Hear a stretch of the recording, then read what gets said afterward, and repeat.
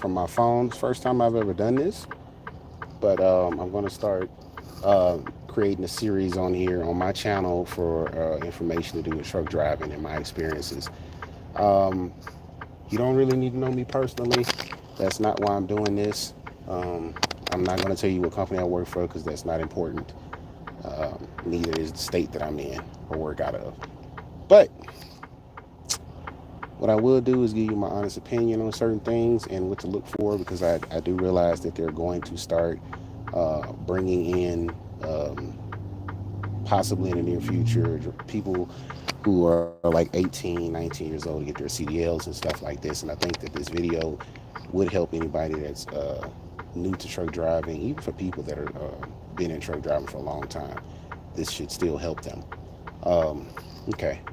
So, from my personal perspective, just to tell you a little bit about myself, I did get my CDL in 2009. Didn't start driving until 2011, which my first job was I was a milkman.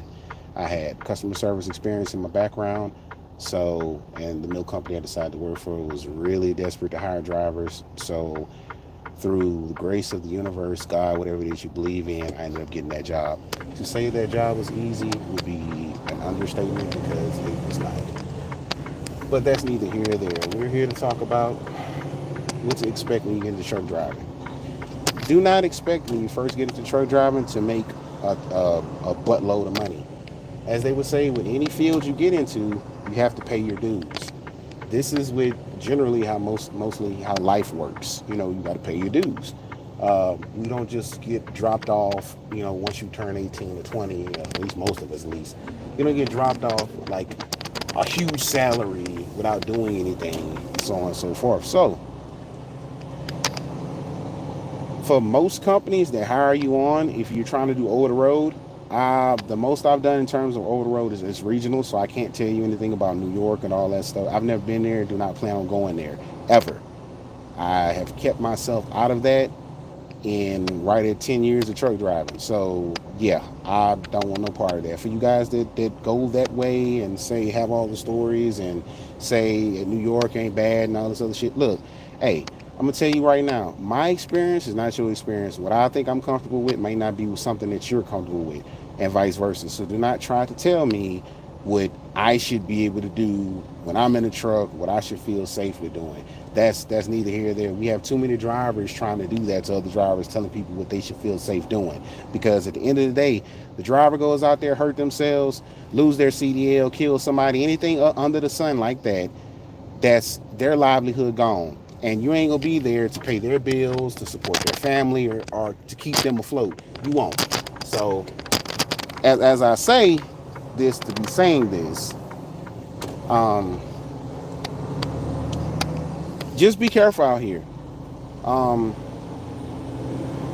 be careful. Be careful. When you first start off, I understand you're probably happy. You got your CDL, depending on what kind of job you got. I started off with a local job. I didn't have to go on the road.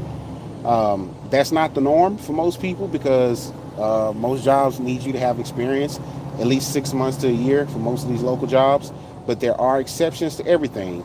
It just depends on the job. And typically, the excuse they'll tell you is, "Oh man, well look, we can't hire you because our insurance would kill us," and blah blah blah blah blah. That's cool. I mean, I've heard all the stories. You know, you can have somebody that has their own truck. Hell, you can do teams with them if they're owner operator, and you get your experience like that. It doesn't hurt to ask people. Honestly, it does not hurt to ask people. Like, per se, you could literally go tell an owner operator, "Hey man, what if I wanted to ride teams with you to get some experience, like for 6 months? You know, we can work out a deal with money wise and all this other stuff where you can let me get on your truck, I drive your truck, and I pay you."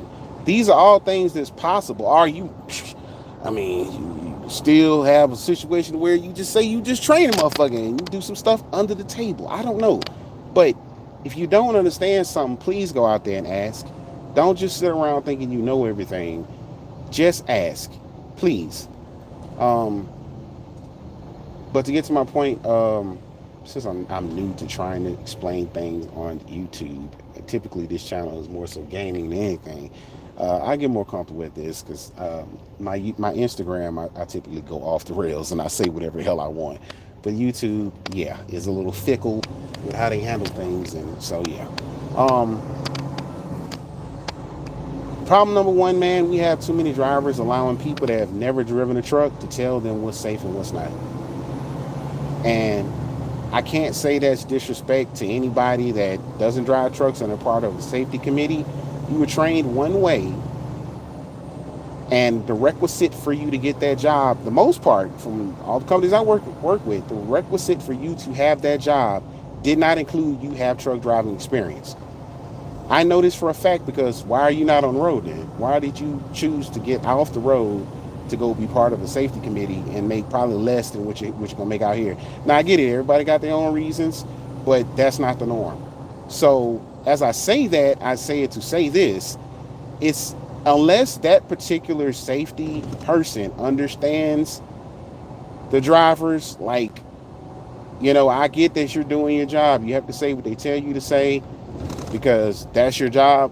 But when you have these conversations with drivers and it's off the book and you still don't seem to understand what's going on, that right there tells me you're the wrong person for the job. Because I've seen so much crazy stuff to where at the end of the day, you're the person driving the truck. Don't blame safety if you tie something up or you go somewhere and claim, oh, they sent you this way, you have a bad time. No, they didn't send you anywhere. You sent yourself there.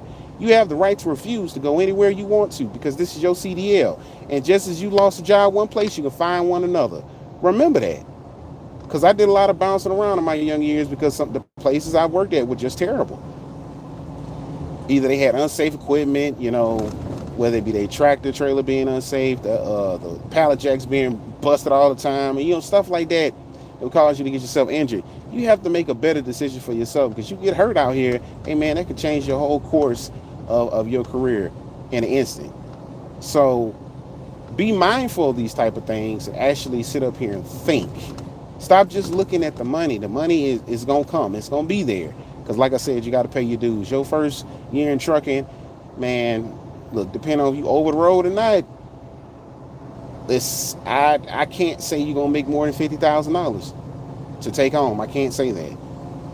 Because that's your year of just being out here on your own. You're gonna lose money. I mean, to be honest, it'll be easier for somebody that doesn't have a home. Like seriously, if you don't have a home, maybe you staying with your moms, your people, or something like that. There's no rent for you. Jumping into truck driving will be easier for you for 6 months. If you don't like over the road for 6 months, find you a local job, bro. Or have a local jobs in your mind before you get into trucking. So that when you get into trucking, you got to go in order to hurry up, get out of whatever the situation is over the road and hurry up, get on to something local. Now, mind you, over the road, as you pay your dues, find a better company for you, of course, they will have better opportunities to make way more money. Again, please don't go out here thinking that the end all be all is, oh man, I'm going to go lease on to a company and finance a truck. My honest opinion on that is unless you've paid your dues, you've been out here at least 3, 4 years, 5 years, or something like that, and seen enough to understand what's going on, do not jump into truck driving in a lease purchase program. You setting yourself up for failure. The majority of people that do this are stuck in an endless cycle of, man, I'm stressed out, I'm not making enough money, but I got to pay this high truck note every week or every month. Don't put yourself in that position because when you lease on with the company and you're getting their trucks, they're going to make sure you make just enough to pay their truck, pay your bills for their truck and their trailer. At the end of the day, the majority of them don't care about you making enough to support yourself. They don't. You can go search this all over YouTube and see the horror stories of truck drivers saying, I work at this company, I work at that company, they're lying, this, that, and third. That's another thing. Do your research on these companies before you go work for them. Before you can go in for an interview, you can easily go up there and say, can I talk to a manager in charge of hiring? Ask this man or woman all the questions you need to know before you get there or before you apply. So you don't waste your time, you don't waste theirs. I understand some people act like that's just the most difficult thing in the world, but it's not. Just do that. So that if you get there and they could totally change, you will have the correct right mentally and how things are supposed to work to go ahead and that person that sat up there was driving on the road. Anyway, you had a right to just quit, go find you another job because if you came in being truthful about yourself, and they aren't truthful about everything that they tell you during the hiring process, then you got the right to just go and find you employment somewhere else. Go ahead. Just leave them alone. There's no need for you to sit there and stick it out with a company and it's just trash. You have a lot of drivers do that. They hate the company. Every day they go to work, they sick to their stomach. To me, I would look at that driver and say, bro, why don't you go find another job? Some of these people that get into trucking are lacking in computer skills. That's not good, because all this stuff, sooner or later, if you don't understand how to do anything on a tablet or anything like that, you're going to suck at truck driving. There are endless videos teaching you all this stuff that you can watch on your free time on YouTube. As they would say, YouTube University.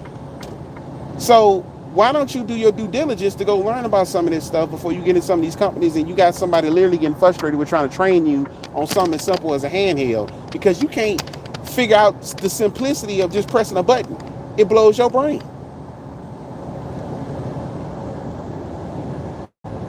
Now, I will say something controversial because, hey, I keep my mind ahead of the curve. I don't look at it behind the curve. If you're just not getting into truck driving, I do not expect to retire from this. Don't expect that this will be the job that you will be able to retire from. My advice to any truck driver: get in, get truck driving, get enough money that you want, get out of truck driving, go start you a business or something. That's my advice to you. Or work your butt off for 10 years in truck driving. I mean, pushing it. You do 10 years of truck driving, just work your behind off. And then once you're done with that, just take all your money and go retire, man. You should have made enough, depending on where you had, to go retire. Or how you choose to live your life, I don't know. I didn't personally make enough because I bounced around a lot, and I was doing other stupid stuff that I wish I'd had more sense at the time. But it is what it is.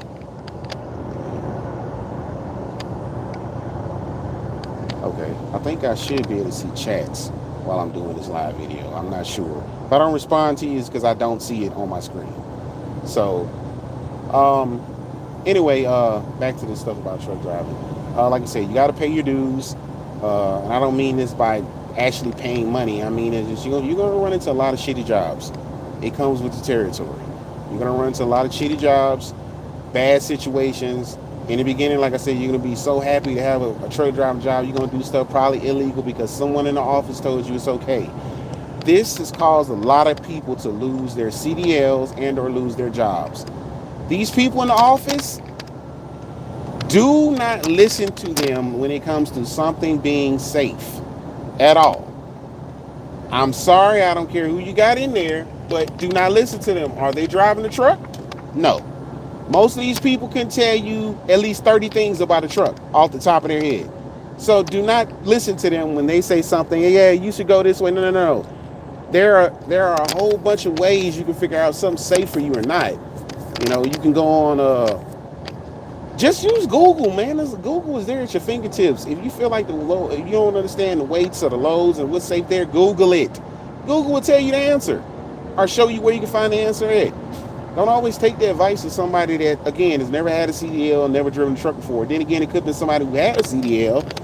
They obviously don't have it no more. That's another thing I've seen a lot of people do. They'll get a CDL and then all of a sudden, I don't like truck driving no more, but I'm keeping my CDL. Let's be honest with you. After about 6 months, I don't think any company will hire you because insurance says you're going to need a refresher course. I don't know about you. Maybe you know somebody that can give you a refresher course. But most of these, when I looked into this back in the day, and this was maybe like around 2010, refresher courses were about almost $2,000 to $3,000 for a refresher course. I don't have that kind of money to just throw out because I chose to take a break from trucking. If you got that, sure. Now, mind you, I don't know what it costs nowadays because I've been trucking. I haven't had a need to check on that. But with that being said, don't put yourself in a situation like that, because the only way you end up being able to get back into trucking is if you own your own vehicle and run on your own authority, buy your own insurance and all this other stuff. And then probably you won't have to worry about, I've been out of trucking for such and such. It wouldn't matter. But if you plan on actually working for a company, like actually using their equipment and all this other stuff, I doubt they'll hire you. I highly doubt that, because they will tell you flat out, our insurance is not going to allow this. So that's another thing.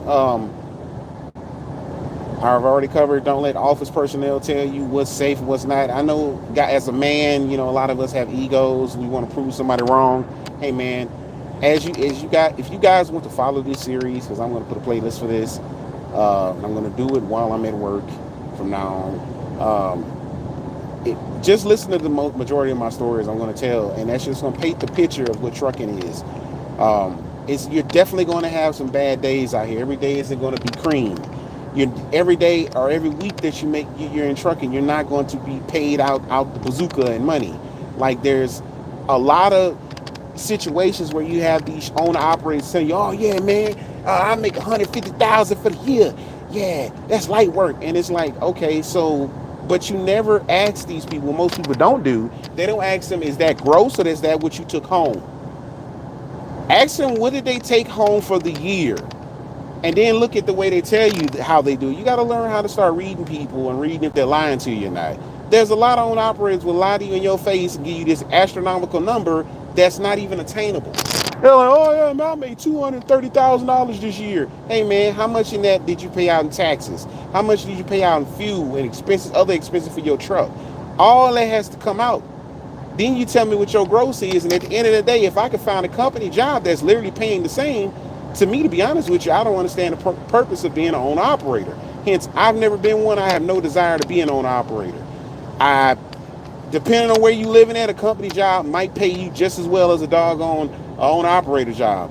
So you got to put that into perspective. I understand in the southern states, truck driving jobs don't really pay that great due to cost of living being down. Then again, there are areas where cost of living is higher than normal, and you still not getting paid anything. To me, down south, I would say the median for truck drivers would be anywhere between 45,000 and 60,000 for a company driver, and that's just said that's the median. That's what I gather when I from experience.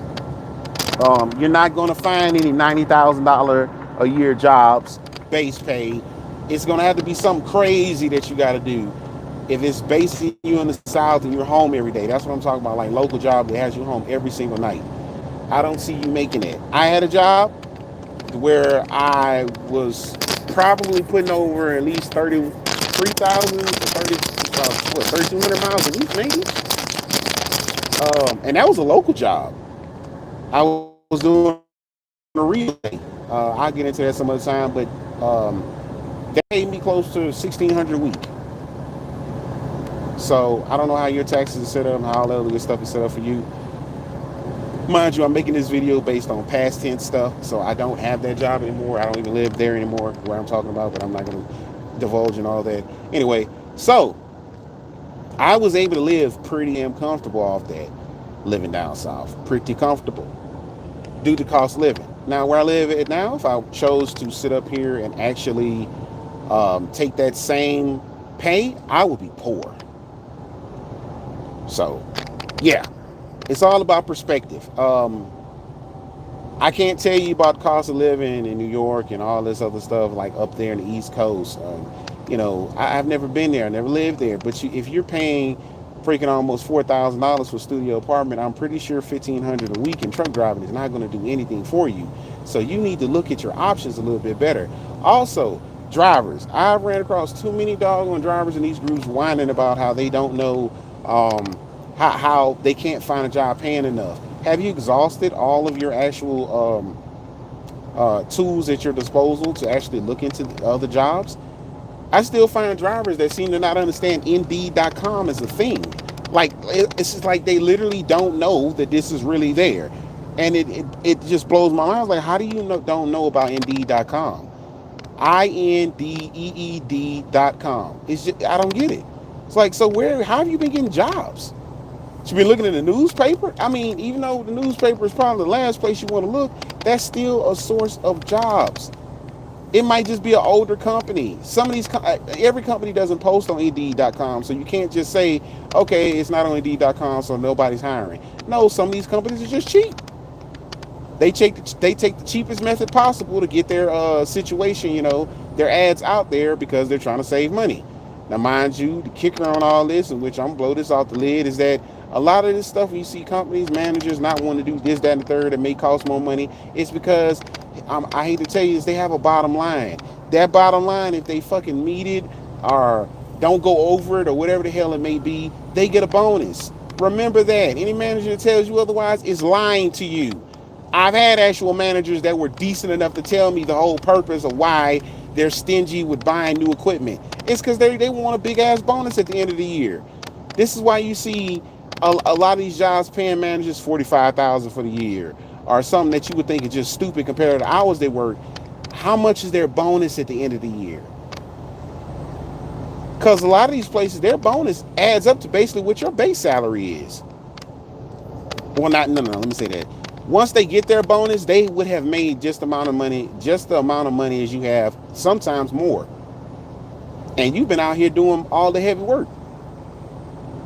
So just keep that in mind. New drivers, I'm telling you, man, please don't come out here doing unsafe stuff, man. I don't want to see none of y'all die. I don't care to see anybody hurt. Don't, if somebody say, oh man, yeah, you can go that way, da da da da, man, fact check that person. Some of these people be lying to us, man. Don't sit up here and just take their word for it. Some of these people are liars.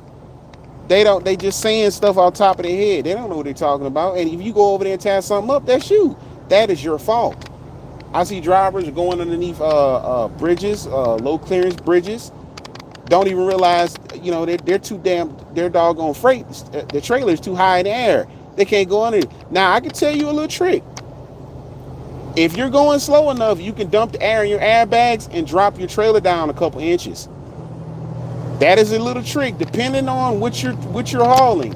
If you got a trailer and you see something that says the clearance is 13.5, if you don't want to call the police, if you don't understand how high, you don't know how high your trailer is off the ground, I'm not telling you to do this, but this is a thing truck drivers know to do. If the clearance is too doggone low, and I'm just saying, most clearances, if it says say 13 foot, let's just say that. Normally they like 13.7, 13.4, or maybe even 14, depending on where you're at. Just dump the air out your airbags. Just that simple. It's a button sitting on your doggone dash. Press it, dump the air out while you're going underneath slow. You don't want to go flying underneath the doggone thing because you can damage your doggone airbags that way. That is a thing. So you want to, and I'm not suggesting this if you're extremely heavy. This also could damage your airbags. This is for people maybe, I would rather suggest this for somebody that's, driving around with no weight other than just the trailer. Mind you, you free to do what you want. You can always call the police. That would be the correct way of handling it. Call the police, tell them, hey, look, I need to escort around this or something because I don't know if my trailer will make it. That is the safest way to do things, okay? So, but this is another option. You always have options. You have options. Just sit there. It's just not go nowhere. Just like people have the option to just join chancing and try to drive underneath it and turn their doggone trailer into a drop top. These are things that happen. You have options for everything you do out here. Just be safe out here, folks. I can't stress that enough. Be safe, man. Don't let anybody tell you about going over any kind of passes or anything like that. If you're not comfortable with chaining, my suggestion to you, especially if you're down south and just happening something to do with bad weather, chaining isn't the norm down south. So most of the time, if it snows, they'll shut you down. But if you're not comfortable with chaining, man, ask these companies, hey, are you requiring your drivers to do this? Ask them up front, because if they hiring manager tells you no, then don't do it. You're not comfortable with chaining, don't do it. If you confused about some things, bro, get on YouTube. There are tons of videos for anything you can ask about a truck. If you don't have nobody to talk to, I've found a lot of stuff to do with trucking on YouTube. Just go and look at other truck drivers who've already went through certain things, can now guide me without even talking to them to help me out. If you're confused about a certain pass and how it is up there, bro, look the pass up on YouTube. You'll find out right there. So, but anyway, this is supposed to be a quick video about truck driving. Like I said, I hope what I said actually does help somebody. Any negative comments, quite frankly, I don't care, because, hey man, you can say whatever you want about me. As I understand, there's a thing called trolls. I don't care. So you can be a troll all you want. Doesn't bother me none. At the end of the day, I'm gonna continue to drive this truck the way that I know is safe, and the way that I know that's gonna be, conducive to me not killing anybody on the road or nobody killing me. I get back into this later because I'm almost at my stop. So y'all take care.